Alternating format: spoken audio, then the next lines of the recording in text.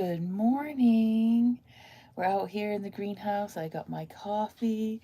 So I hope that you grab whatever you like to drink, tea, soda, coffee, and let's hang out for, I don't know.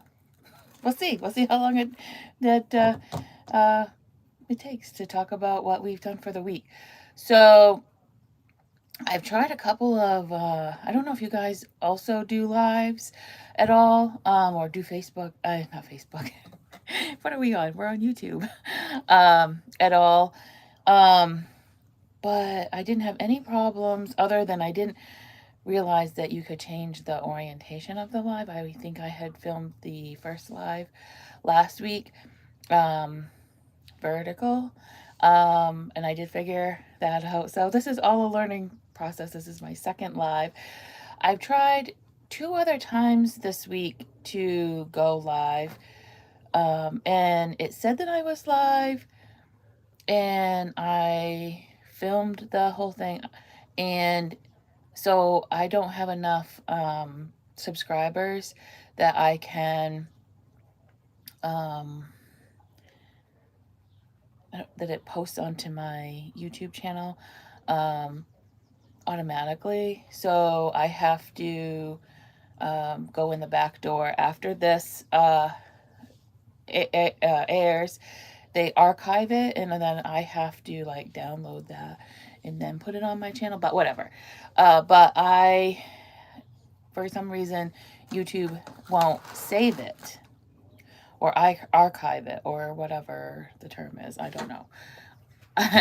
And so I'm not sure if I'm um, recording this. No, it's not that it's recording, but I'm not sure if I'm in the right mode. I have no idea. So somebody, if you know, let me know. Help me, please. But anyway, we I've been trying to talk about the garlic and that it was small this year, and I attributed it to that I planted it over on the east side of my property, and that the neighbor's trees had gotten bigger. Oh, and I think that these notifications are like messing up. I put on do not disturb, but it still seems to come through. But anyway, um,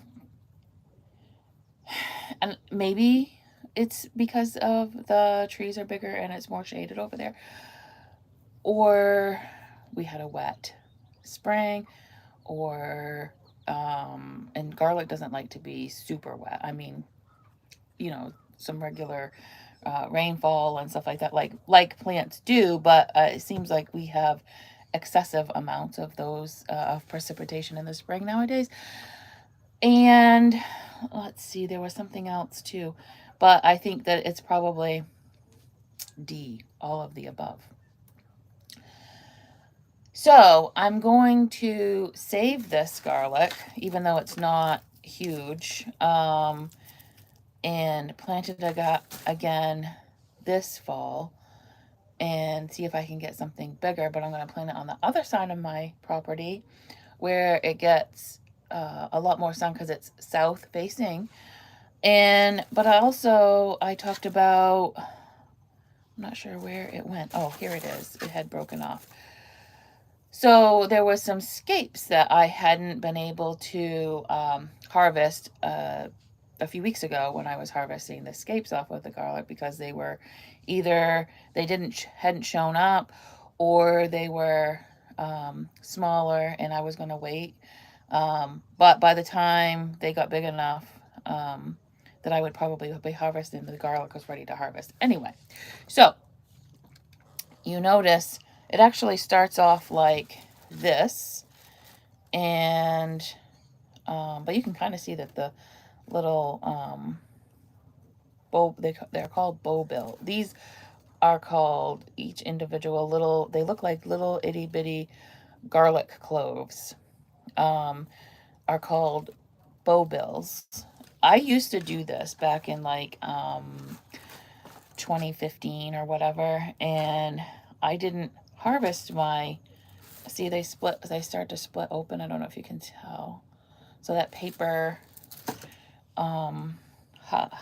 covering actually splits open, and then as they get bigger, and they're like this. So anyway, I didn't harvest my garlic scapes because I was increasing my garlic stalk in the seed. So humid. Ow. And I didn't notice that it actually affects the size of the garlic. Maybe it's a tiny bit smaller. I harvested the scapes this year and they are still small, so I don't know. I'm not a scientist. So, and I was growing my garlic from this. It takes several years. Anything between it depends on variety, but 3 to 5, something like that. In the 5th year, you get something that's actually a head of garlic that's actually harvestable. I'm not sure. If you guys want to do those sorts of experiments, it's kind of fun. And then I had some varieties that actually formed seed, actual true seed. That is pretty rare these days because hybridizers have bred that trait out of garlic. So I don't know. It's just fun.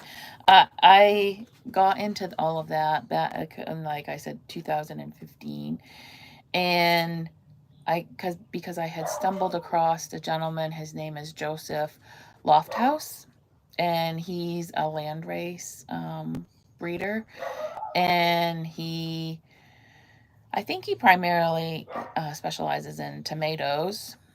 But I found him, I believe, on he's on a couple of different Facebook pages that I also follow, and they do potatoes, growing potatoes from true seed, not the tuber that we eat, which is how we particularly grow them nowadays. And only 20% of the potato varieties now flower and form seed, actual seed. They look like little cherry tomatoes where the flowers are, if you've ever grown potatoes. And it actually flowers. You'll know what I'm talking about. So that was fun. I did that too. So I don't know if you guys are interested in something like that. I think that these skills are something that we probably should, if we're not going to practice it, but at least have that knowledge. So I think that that's important because we don't know what's going to be happening. This isn't political. I'm just saying that, we don't know what's going to happen with our seeds. And I think that if we can save our own too, and have knowledge to collect seed from everything that we like to grow, then it's just something to, fall back on if we need to. So that would kind of be fun if anybody's interested in that. And I kind of like that land race concept. I don't know if anybody's done that before, or if you don't know what I'm talking about, what a land race is. If you want to learn about that, it's fun. It's fun. It's basically you take a bunch of, say, potatoes, because we were talking about that. So you take all of the potatoes that you can find, and then that first growing year, the ones that flower, those ones you mark and say, okay, those are the tubers. You can save those tubers at this point, even if they're not something that you're super interested in, because you want more flowers. So you save those tubers and plant those again next year. But if they produce a seed, you also note that, because That's also a characteristic that you're looking for. So it's kind of like um, creating new varieties. You're creating and saving seed for something that grows in your on your land, um, your area, those sorts of concepts. So it's fun, and you're mixing a whole bunch of genetic, because they say that um, especially the heirloom varieties can get too inbred. So I don't know, just something to think about. And I think that it's fun, and I think that uh, creating new varieties and saving seed is something that I enjoy doing. So I don't know if you guys want to follow along and are interested in those sorts of things. Let me know. So we've been doing garlic. We harvested potatoes. I showed a couple of different videos. I've eaten all of the potatoes. I did keep one back because it was that in the last video, I think it was. And I said, this is the biggest potato I have ever, not ever grown, but this year that I ever grew. And I had a comment on one of the videos, and I don't remember which one it was. It probably was the first potato um, video, but it could have been the video after. And they had seen the potato and asked if I had ever saved tubers to plant the next season. And I hadn't really. Not the tuber. I had saved seed, but not the tuber itself, because um, most of my potatoes I grow from grocery store potatoes, not all of our seed are from a store, but um, and what happens is a lot of times by the 1st of March or the middle of March, we have plenty of potatoes that the eyes are starting to grow. So I just put those in the ground. And I always get something.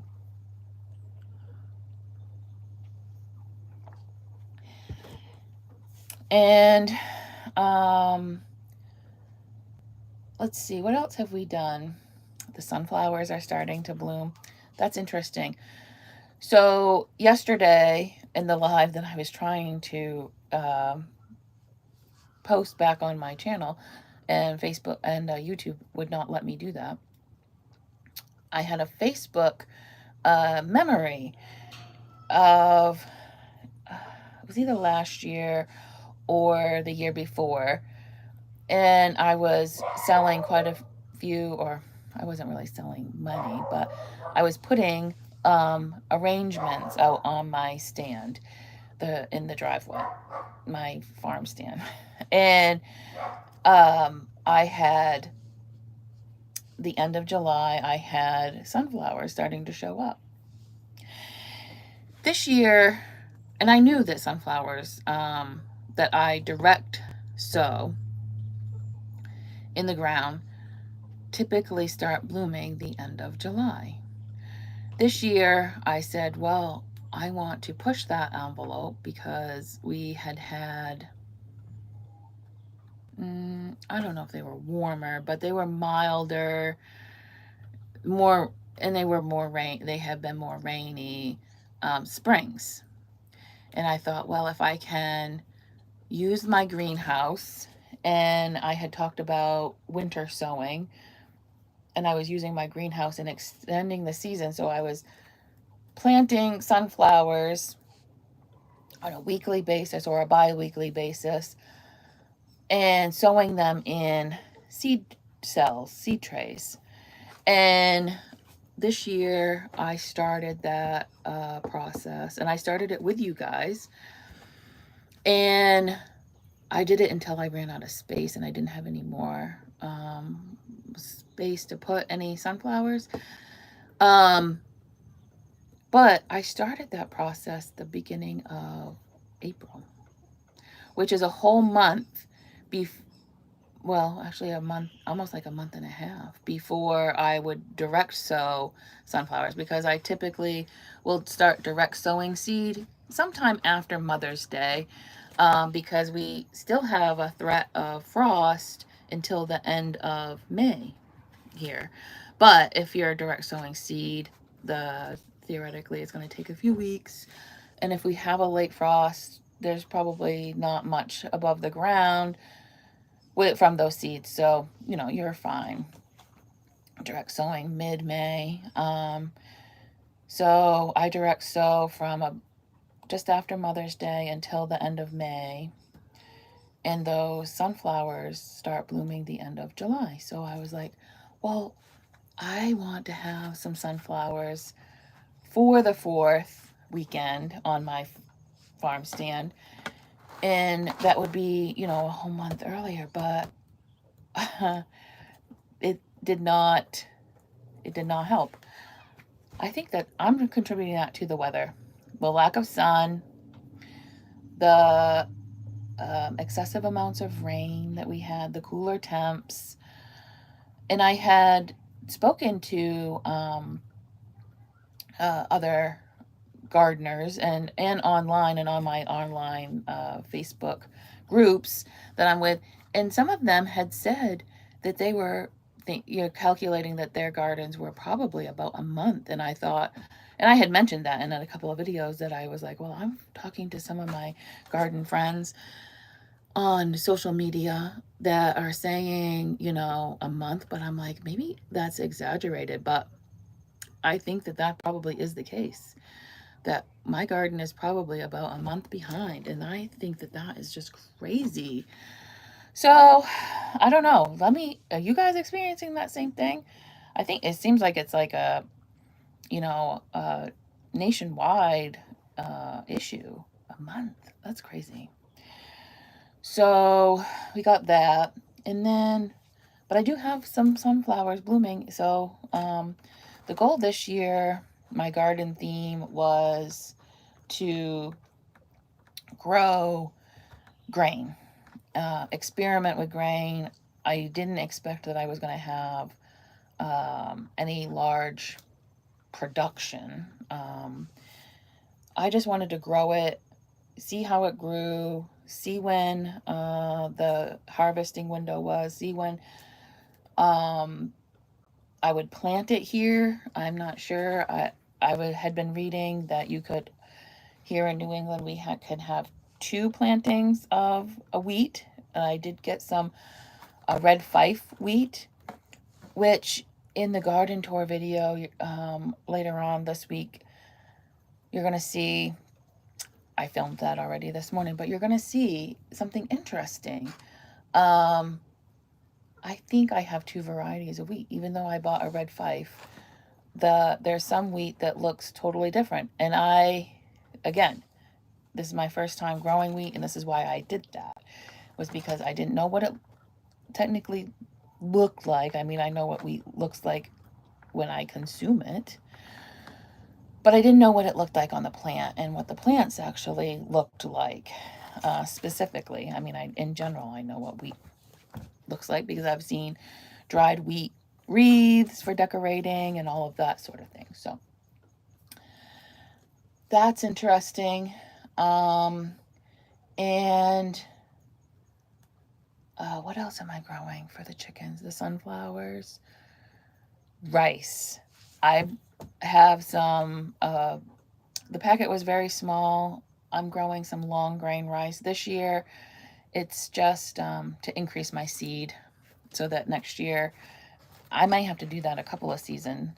I don't think that I'll be feeding the chickens rice because it's hard to find. I really think that when you Google that, they're talking about the white rice that's been processed that we eat, that they say don't feed it to the chickens. I think after it's been cooked, you can. But I think that if I was going to leave it in its seed form, that it would be fine. Again, let me know. But I was just growing it for ornamental value, because I had seen someone growing it. What is she?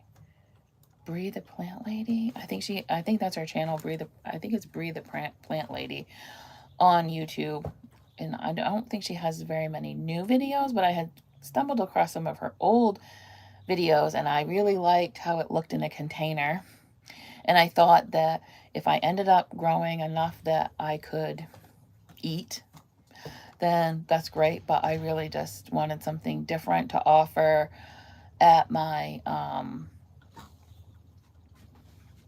my farm stand that I do.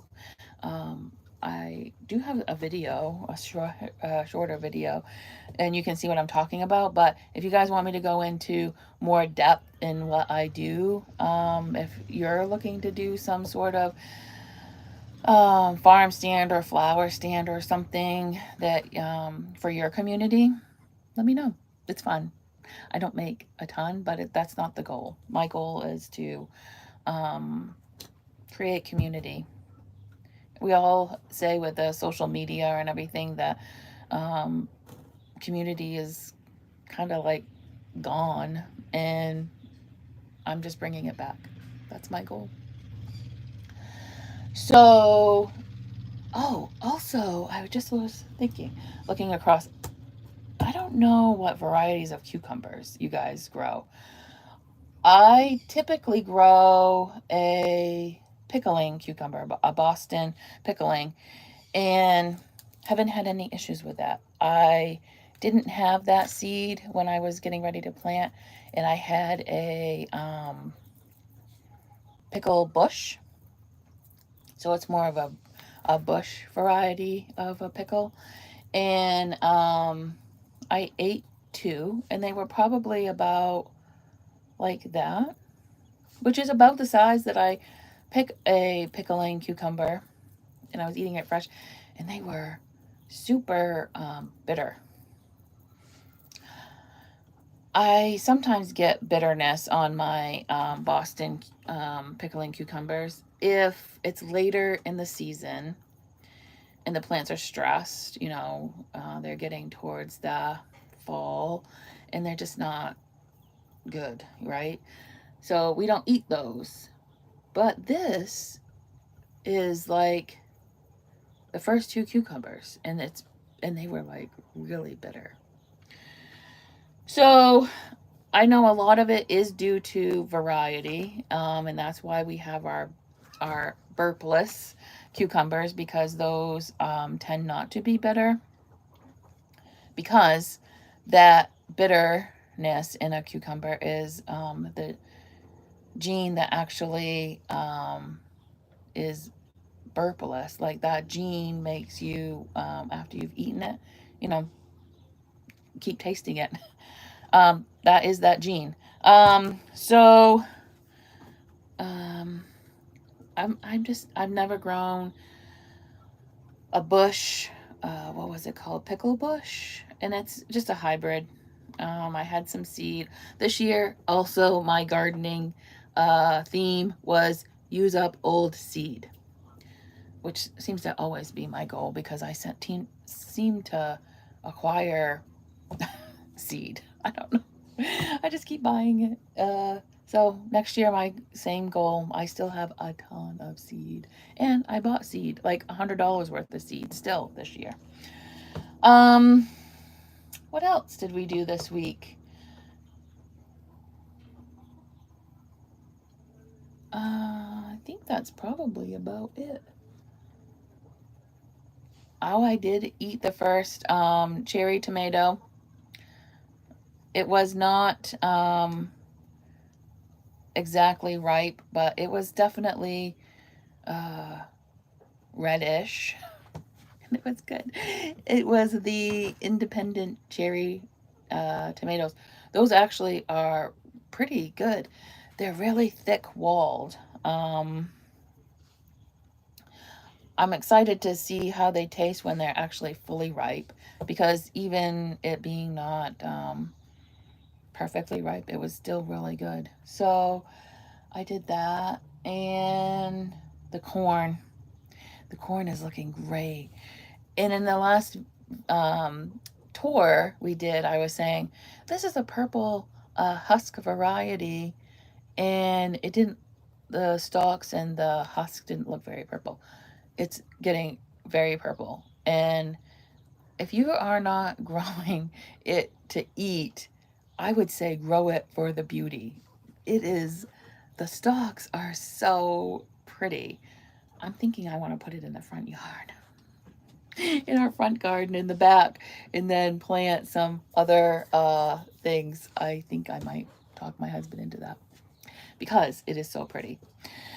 Um, I should have, I think, some sweet corn ready in about 2 weeks because that just started.